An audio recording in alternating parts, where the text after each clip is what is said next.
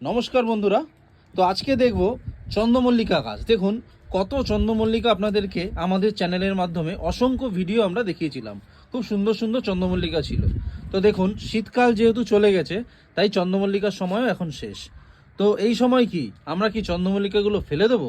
তো সেটাই আজকে জেনে নেব মামার থেকে, যে মামা এখন তো শীত চলে গেছে, তাই চন্দ্রমল্লিকার সময়ও চলে গেছে। তো এই সময় আমরা চন্দ্রমল্লিকাটা কি করবো এখন? একদমই তাই। এই ভালো মানের চন্দ্রমল্লিকা গাছ করতে গেলে আমাদের গাছ বসাতে হবে আগস্ট মাসে। কিন্তু আগস্ট মাসে তো আর চারা পাওয়া সম্ভব না। মার্কেটে চারা পেতে পেতে মোটামুটি অক্টোবর নভেম্বর মাস হয়ে যায়। তাই আমরা এই গাছগুলোকে মাদার প্ল্যান্ট হিসাবে রাখবো। এই গাছগুলোকে এরকম কিছুটা অংশ রেখে এইভাবে আমরা গাছগুলোকে কেটে ফেলে দেবো। আচ্ছা, কিছুটা কিছুটা করে অংশ থাকবে, তাই তো? করে অংশ থাকবে, রেখে এইভাবে গাছগুলোকে আমরা কেটে দেবো। আচ্ছা, দিয়ে এই জায়গাটা, এই গাছগুলোকে আমরা কোনো ঠান্ডা ছাওয়ার জায়গায় আমরা এই গাছগুলোকে আমরা রেখে দেবো।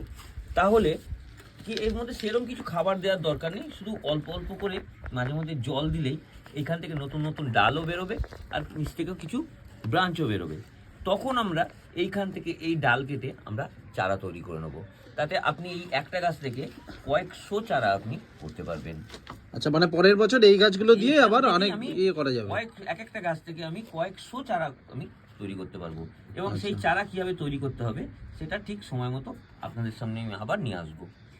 ভালো থাকবেন, সুস্থ থাকবেন।